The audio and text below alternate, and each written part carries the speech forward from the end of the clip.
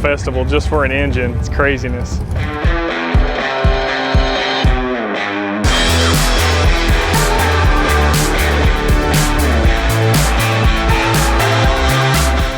My name is Rodney Nichols. I come from Rockville, Tennessee.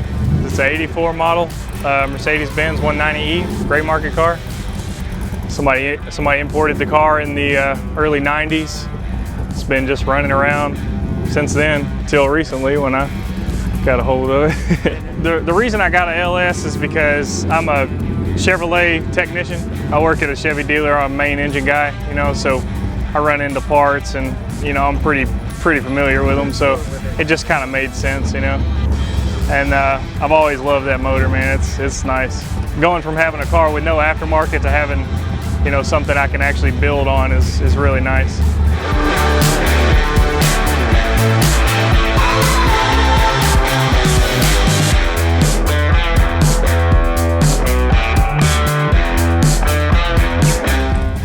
Like I said, 1984 model 190E. What you see is what you get. It's got body kit from the 80s, single stage paint, always fighting that, you know. It's my baby, love it. The motor's from probably like a 09 truck, all aluminum L33. Put a little 70mm turbo on there. She made a little over 500 on 18 pounds. But it's a fun car.